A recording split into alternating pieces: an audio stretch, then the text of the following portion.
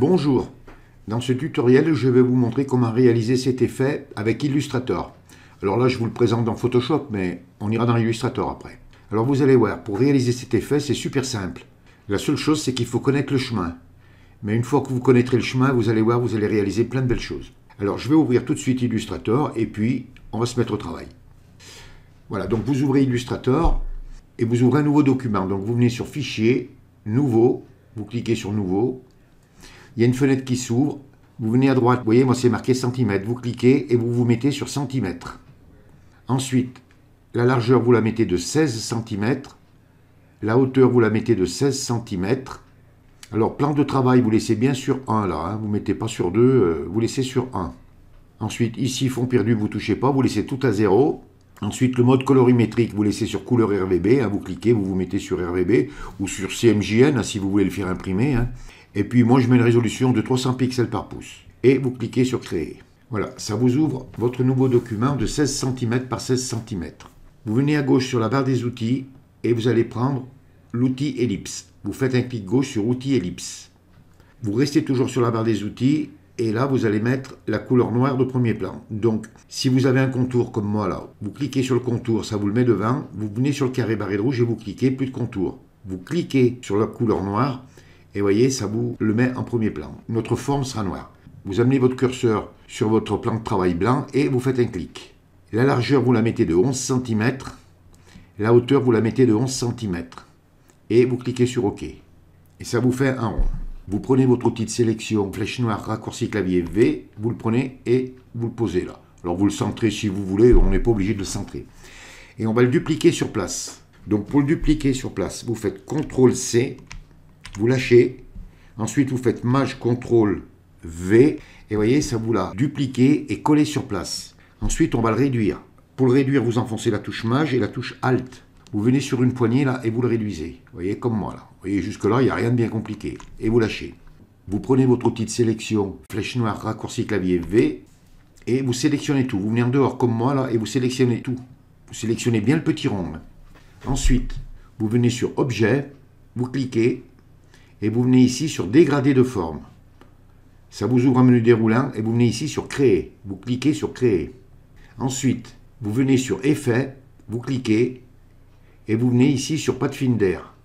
Ça vous ouvre un menu déroulant et vous venez ici sur Exclusion. Vous cliquez sur Exclusion.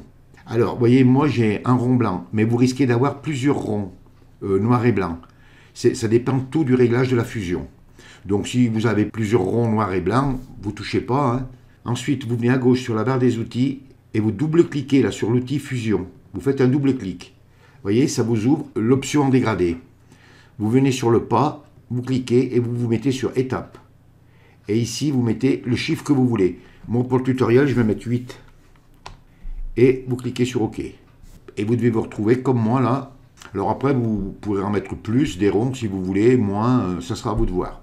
Une fois que vous avez fait votre cible là, vous reprenez votre outil de déplacement raccourci clavier V, vous sélectionnez bien tout, hein, bien que ce soit sélectionné, mais pour en être sûr, hein, vous le resélectionnez bien. Vous revenez sur Effet, vous cliquez, et vous venez sur Distorsion et Transformation. Et ensuite, vous venez sur Zigzag. Vous faites un clic gauche sur Zigzag. Et vous voyez, ça vous donne déjà une forme. Alors, si vous vous en contentez, vous dites OK, et puis ensuite, eh ben, vous le mettrez en couleur comme je vais vous faire voir. Donc, pour obtenir l'effet du mandala, vous venez sur la taille ici, et vous mettez 1,2. 1,2. Ensuite, vous venez ici là sur l'inflexion par segment, vous mettez en surimpression et vous mettez 13. Et vous dites OK. Et voilà, on a réalisé notre mandala. Vous voyez, c'est simple, facile et rapide. Alors maintenant, on va le mettre en couleur. Alors pour le mettre en couleur, vous le sélectionnez bien, vous revenez sur Objet, là vous cliquez et on va décomposer l'aspect. Donc vous cliquez bien sur Décomposer l'aspect. C'est là où il ne va pas falloir se louper. Vous venez sur le noir là, ici comme moi là. Vous faites un double clic et vous recliquez une fois et ça vous le sélectionne. Vous venez à gauche sur la barre des outils, vous cliquez sur le carré, la couleur noire, ça vous ouvre le sélecteur de couleurs et là vous mettez la couleur que vous voulez. Par exemple, je vais le mettre au rouge et je dis OK. Et ça me l'a mis rouge. Vous avez toujours votre outil flèche noire, donc vous pouvez cliquer à côté et vous voyez, il est fait. Maintenant, vous venez sur celui-là, vous faites un double clic, ça vous l'isole, vous refaites un clic, ça vous le sélectionne et vous revenez sur votre carré de couleurs là. Vous cliquez et vous mettez, par exemple, je vais mettre la couleur, par exemple, jaune. Alors, si vous voulez mettre par exemple un contour, eh bien vous venez à gauche sur la barre des outils, vous cliquez sur le contour, vous faites un double clic, ça vous ouvre le sélecteur de couleurs et par exemple là je veux mettre bleu. Vous dites OK, je vais détacher ma fenêtre de contour pour que vous puissiez bien voir. Si la fenêtre de contour vous ne l'avez pas, vous venez ici là sur fenêtre et vous cliquez sur contour et ça vous l'ouvrira comme moi. Et ensuite ici par exemple je vais mettre un contour de 1 pixel. Donc oui, je vais remettre une couleur parce que je vois que j'ai le blanc. Donc je vais le mettre par exemple, je vais le mettre bleu. Allez. Si vous estimez que c'est trop large, eh bien vous pouvez essayer à 0,5 par exemple. Hein. Vous voyez, vous faites un double clic en dehors, là, comme moi. Vous recliquez encore une fois et vous voyez, vous avez le bleu. Si vous voulez mettre le contour au rouge, vous faites un double clic. Voilà, ça vous le sélectionne. Vous cliquez, vous venez sur le contour, vous faites un double clic et vous mettez le bleu comme tout à l'heure. Voilà, et vous le mettez par exemple à 0,5. Donc si vous voulez mettre un contour, vous le mettez. Si vous ne voulez pas le mettre, vous ne le mettez pas. Donc vous cliquez à côté, là, comme moi, là, vous faites un double clic. Vous voyez, ça vous resélectionne tout. Si par exemple vous voulez enlever le contour, vous resélectionnez en double cliquant, ça vous l'isole. Vous cliquez bien dessus pour le sélectionner. Vous venez à gauche sur la barre des outils, vous voyez, et vous cliquez sur le carré barré de rouge. Et ça vous enlève le contour. Donc je vais remettre ma couleur de premier plan. Donc je laisse le contour sur le jaune. Ensuite vous venez sur celui-là, vous cliquez.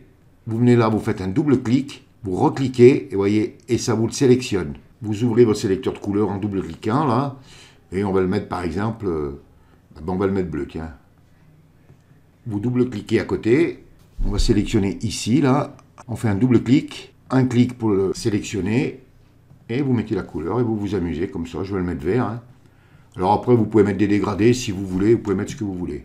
Voilà. Donc, et voilà, vous voyez, on a fait un mandala. Alors après, je vais vous montrer autre chose. Donc, je vous ai montré pour le mettre en couleur. Je vais le supprimer et je vais en faire un autre vite fait pour vous montrer des trucs. Quand vous aurez fait votre premier effet, vous voulez en faire d'autres. Je vais vous montrer comment faire des réglages. Donc, vous revenez sur Effet, Distorsion et Transformation et Zigzag. Et là, vous vous amusez avec la taille, vous voyez, pour faire vraiment autre chose. Vous voyez, vous pouvez faire vraiment d'autres dessins avec. Alors, ça sera à vous, bien sûr, de vous amuser en fonction de ce que vous voulez. Alors vous pouvez mettre en relative, là, si vous voulez. Alors ça vous les agrandit, là. Hein. Donc il faut bien réduire. Hein. Vous obtenez d'autres effets. Voilà. Puis si relative, ça ne vous plaît pas, vous mettez sur absolu. Et vous voyez, ça vous fait des losanges un peu plus prononcés. Et là, c'est en fonction de la réglette, de ce que vous faites. Hein. Alors vous n'hésitez pas, vous mettez à fond pour voir ce que ça donne. Hein. Il ne faut pas hésiter, hein, vous voyez. Vous mettez celui-là, l'inflexion par segment à fond, à 100%. La taille, vous la réduisez pour voir ce que ça donne. Vous voyez, bon, si ça ne vous plaît pas, eh bien, vous essayez la taille à fond. Et l'inflexion par segment, vous la descendez. Vous voyez, ça vous fait une espèce de soleil. Vous pouvez réaliser vraiment tout ce que vous voulez. Alors une fois que vous avez trouvé, vous dites OK. Vous n'oubliez pas en enfonçant les touches Maj et Alt de le réduire. Et comme tout à l'heure, eh bien, vous le sélectionnez. Ensuite, vous venez sur Objet, décomposer l'aspect et vous le mettez en couleur. C'est un tutoriel qui n'est pas très compliqué. Ça va vous permettre de travailler un peu sur Illustrator. Mais bon, je vous en referai d'autres, vous verrez, avec des petites techniques simples, on arrive à réaliser vraiment de belles choses. Lancez-vous dans Illustrator, n'ayez pas peur, hein, parce que c'est pas plus compliqué que Photoshop. Le tout, c'est de s'y mettre. Et ne faites pas la comparaison avec Photoshop et Illustrator. Quand vous êtes sur Illustrator, c'est une façon de travailler. Quand vous êtes sur Photoshop, c'est une autre façon de travailler. Et on réalise, aussi bien dans l'un que dans l'autre, de très belles choses. Et bien voilà, ce tutoriel sur Illustrator est terminé. Si vous avez aimé, vous cliquez sur j'aime. Si vous avez des questions, n'hésitez pas à me les poser. Abonnez-vous à ma chaîne, ça me fera plaisir. Merci et à bientôt pour un nouveau tutoriel.